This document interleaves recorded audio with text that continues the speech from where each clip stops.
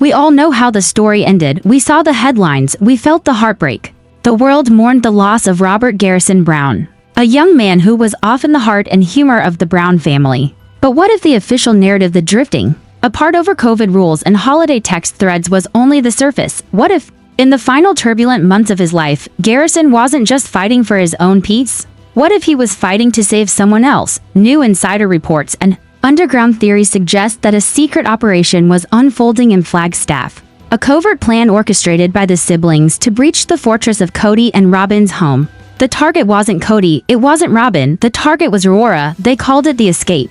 It was risky, it was desperate, and it was the one act Kody Brown would never forgive. The story that follows is the untold account of the sister wives Underground Railroad, the prisoner inside the house, and the brother who risked everything to break her out. This is Garrison's final mission. Before we descend into this timeline, imagine the environment that made such a rescue mission necessary. Viewers joked about the Shire Chateau being a hoarder house or a giant McMansion, but for the people inside, especially Robyn's older daughters, Aurora and Brina, had become something else entirely, a gilded cage. It started with rules about wiping down mail and standing 6 feet apart. But after the world relaxed its protocols, insiders claimed the rules inside that home tightened. The environment shifted from protective to paranoid. Outside the walls, the older siblings were building lives. Peden was outspoken, Gwen was opinionated, Gabriel was forging his independence. Isabel moved away for school, but Aurora remained frozen, emotionally tethered to Kody. The panic attacks, the dependency, the reliance on Kody's presence, the signs were there. Psychologists call this infantilization, a tactic where parents keep adult children dependent to maintain control. As the original 3 wives left the family, Kody's desire for control didn't disappear, it condensed, and the person most affected was Aurora. Rumors say that in late 2023, Aurora expressed a desire to take a step toward independence, a job, a dorm, a taste of life outside the mansion walls. But the response in the house was reportedly suffocating, phones monitored, movements tracked. The narrative reinforced that Aurora was too fragile for the outside world. But one of her siblings wasn't buying it. One of them was watching, and he refused to let her drown. That sibling was Garrison. Garrison wasn't just a son, he was a fixer. He repaired houses, supported his mother, and tried to hold the fractured family together. Despite the estrangement, despite Kody forgetting his birthday, despite being labeled a villain, Garrison never stopped caring about the siblings cut off from him. This is where the story shifts from what the cameras showed to what allegedly happened in the shadows. A back channel of communication was reportedly opened. The kids are tech-savvy. Even if Kody blocked numbers or Robyn monitored phones, there are always ways around surveillance, Snapchat, Discord, burner accounts. The theory is that Aurora reached a breaking point. Maybe it was sparked by a fight, maybe by something Kody said about her siblings. But a message went out, a digital cry for help, and the one who answered wasn't just Garrison. It was the Alliance. To pull off an escape from the most guarded house in the family, you would need a team based on relationships and geography. The likely roster of the sister wives Underground Railroad was formed: Gwen, the communicator, the one brave enough to say what others wouldn't, helping Aurora learn how to talk without being detected; Isabel, the safe harbor and Utah sister who escaped the control and could offer sanctuary; Logan, the strategist, the oldest sibling equipped with the calm and logic needed to coordinate the plan; and finally, the transporter, Garrison, the only one close enough, brave enough, and angry enough to physically carry out the rescue mission. The plan was set for a night when Kody and Robyn's watchfulness would be low, a date night, an anniversary dinner, or perhaps just a night when Kody was absorbed in his own chaos. Garrison parked a quarter-mile down the hill, engine off, heart pounding. Inside, Aurora had one bag packed, essentials only, but something went wrong. Was it fear? Conditioning? Did Robyn walk into the room? Did a notification appear on a shared family Apple account? Did someone see something on the security system? Whether it unfolded in the driveway or in total silence, the result was the same. Aurora never made it out the door. Garrison waited. Minutes passed. His phone stayed silent. A light flickered in the upstairs window. Eventually, he realized she wasn't coming. The empty passenger seat broke him. He drove away alone. This moment is the missing link explaining Kody's explosive rage. What he later called betrayal wasn't about Christmas gifts. He believed it was a coup. He feared his children were trying to steal his daughter. The confrontation that followed wasn't shown on camera. It wasn't casual. Insiders describe a furious phone call not to Garrison, but to Janelle. Kody allegedly screamed about kidnapping, conspiracies, brainwashing. He painted Garrison as the threat, twisting a protective act into something sinister for Janelle, who knew her son's heart. This accusation must have been shattering. For Garrison, it was devastating, and it explains the quiet, painful weeks that followed. The Underground Railroad was exposed, communication shut down. Aurora likely had her devices confiscated. She disappeared further into silence, and Garrison felt like he had left a soldier behind. This is where his psychology comes into focus. Fixers can handle pressure, but they cannot handle failure when the stakes involve family. The lie referenced in that haunting text message now takes on new meaning. Maybe the lie wasn't about COVID rules. Maybe it was the narrative Kody spun that Garrison was dangerous, that he was the problem, that he was the enemy. No one recovers easily from that, especially someone desperate for a father's approval. Another layer emerges when examining Garrison's house. We celebrated his purchase, but the timing suggests the home may have been intended as a safe house, a place where siblings could go if they fled or were pushed out. It provided a legal address, physical space, and a locked door Kody could not control. Garrison may have been collecting cash not in a monitored account, but physically to fund his siblings' independence, gas money, new phone plans, necessary supplies. Every escape needs an inside contact, and that person may have been Dayton. More independent, more logical, and still connected. Dayton may have relayed key intel without ever openly defecting, and the nanny, always present, always off camera, may have been the unintentional warden who intercepted Aurora the night she tried to leave. There are also rumors of lost footage of fight so explosive at Robyn's house that producers buried it to protect the show's brand instead of showing the real conflict. The network aired softened storylines about holiday messages and ear piercings. And then came the text message, the final blow. The one insiders whisper about, "You are no longer my sons, you are enemies to this family. Do not contact my daughters. You are dead to me until you apologize." For a young man who joined the National Guard, bought a home, and worked tirelessly to be someone his father could be proud of, this was a devastating rejection. It was the end of hope. It was the end of the line. What followed is a tragedy the world already knows. But when you view it through the lens of this escape mission, the story shifts. Garrison wasn't weak, he wasn't selfish, he wasn't lost. He was carrying the weight of an entire family's trauma on his shoulders. He tried to save Aurora. He tried to protect Truly's future. He tried to hold his brothers and sisters together. The failure wasn't his, the system was rigged against him.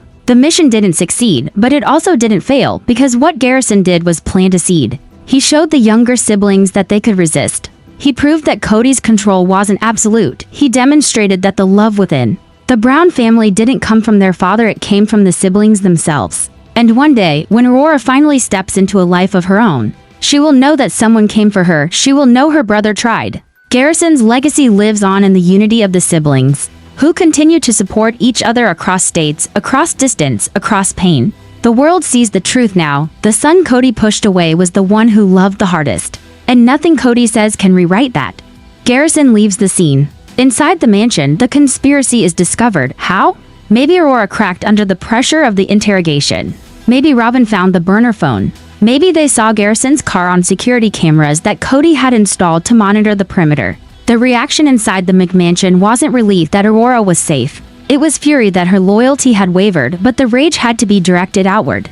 Kody couldn't blame Robyn's parenting, and he couldn't fully blame compliant Aurora. He needed a villain, and Garrison had just handed him the perfect script. Sources suggest that within the hour, Kody was on the phone. Not to Garrison, he wouldn't dignify him with a call, but to Janelle. Imagine the scene. It's late. Janelle answers. And on the other end isn't a father concerned about his children's relationships. It is a patriarch screaming about a kidnapping. This is the twist that destroys everything. We believe Kody framed Garrison's attempt to help Aurora move out as a nefarious plot to steal his daughter. He reportedly used words like conspiring, brainwashing, and abducting. He accused Garrison and the other siblings of trying to poison Aurora's mind against him and Robyn. For Janelle, this must have been the moment reality shattered. She knows her son. She knows Garrison has a heart of gold. But here was Kody twisting a brother's protective instinct into a crime. This explains the unseen rage we felt in Season 18. Kody wasn't just mad about Christmas. He was mad because he believed there was an active coup against his authority. And what about Garrison? Imagine receiving that feedback. You tried to be the hero. You tried to save your sister from a gilded cage. And instead of being seen as a protector, your own father labels you a predator to the family peace. This is the ultimate gaslighting. This is the moment the villain label was superglued to Garrison's chest by his own father. The weeks following the failed mission were characterized by a deafening silence. This is the period the cameras missed or perhaps chose not to show. The sister wives' underground railroad had been exposed. The borders of Robyn's house were sealed tight. Insider reports indicate that communication between the OG kids and the Robyn faction was completely severed after this night. Aurora was likely placed on lockdown. No phone, no internet, constant supervision. To the outside world, she just disappeared further into the fold. To Garrison, it must have felt like he had abandoned a soldier behind enemy lines. We know he was a fixer. He fixed houses. He fixed cars. He tried to fix the family. When you have a fixer personality type and you encounter a problem you simply cannot solve, like the narcissistic control of a parent, it creates a massive internal crisis. The theory we are proposing is that this failed mission was a major contributor to his mental decline in those final months. It wasn't just general depression. It was a specific agonizing guilt. He had tried to stand up to the giant and the giant had crushed him. He saw himself as the failure. He didn't see that the game was rigged from the start. Look at this text again, the lie. In the context of the show, we thought it meant CO rules. But apply our escape theory to this text. What if the lie was Kody telling the world and the rest of the family that Garrison was the bad guy? That Garrison was trying to hurt Aurora? That unjust accusation would eat anyone alive? Garrison was screaming for the truth to be known. But Kody held the microphone. The tragic connection is clear. We have to tread carefully here. We must respect the tragedy of March 2024, but to honor Garrison, we must also look at the totality of his struggle. The police report mentioned tensions with the family. It mentioned texts. If our investigation into the rescue mission is true, it reframes his death completely. It suggests that Garrison didn't die because he was weak. He didn't die because he didn't care. He died because he cared too much. He took on the weight of the entire family's dysfunction. He tried to carry his sister to safety. He tried to carry his mother's pain. And he tried to carry the burden of his father's rejection. It was too much weight for one pair of shoulders. The tragedy is that Kody Brown likely views the failed escape not as a cry for help, but as a victory for his control. He stopped the rebellion, but the cost of that victory was his son's life. And that is a debt that can never be repaid. But we will not let the story end in darkness because the mission didn't actually fail. Not really. Garrison may not have gotten Aurora out of the house that night, but he did something more important. He proved that the love in the Brown family does not come from Kody, it comes from siblings. The sister wives' underground railroad is still running. It runs through Logan, it runs through Hunter. It runs through Aspen, Isabel, Truly, and Gabe. Garrison's actions showed that they are willing to risk everything for each other. He lit a torch that the rest of them are now carrying. And as for Aurora, we believe that one day she will see the truth. One day the walls of the Shura shadow will crumble. And when she finally steps out into the sunlight, she will know that her brother tried. She will know that someone came for her. That seed of hope Garrison planted it cannot be uprooted. Garrison Brown was a soldier, a brother, and a hero. The narrative TLC gives us is incomplete. The narrative Kody gives us is a lie. But the narrative we found in the shadows, that is the story of a young man who loved his family so much. He was willing to break all the rules to save them. If you believe Garrison deserves to be remembered as a protector, I need you to leave a specific comment below. Type Garrison was a hero. Let's fill the comment section with love to drown out the hate. How do you smuggle a person out of a high-security home monitored by a paranoid patriarch? Where do you put them? How do you pay for it? Tonight, we are opening the evidence room. We have compiled financial records, real estate listings, and timeline discrepancies that suggest Garrison wasn't just acting on impulse. He was building a literal infrastructure for this escape. We are going to look at the safe house theory. We are going to look at the mysterious role of the nanny. And we are going to discuss the possibility of a mole inside the Shira shadow. Wait until you see the receipts. Exhibit A, the safe house, Garrison's home. Let's talk about the house. We all celebrated when Garrison bought his own home. It was a massive achievement for a young man, especially in a market as expensive as Flagstaff. Kody belittled it. Kody said he should have saved money. But look closer at the timing. Our sources and simple logic suggest that this house wasn't just a bachelor pad. It was designated a safe harbor. Think about the layout. It was a multi-bar roommates, yes, but there was always space. The theory circulating in the dark corners of the fandom is that Garrison purchased this home specifically to have a legal address where his siblings could crash if they got kicked out or decided to run. Imagine the conversation. Garrison tells Aurora, "You don't have to go to a shelter. You don't have to go to Utah immediately. I have a room. I have a key for you." This eliminates the fear of homelessness. The number one weapon narcissistic parents use to keep adult children compliant.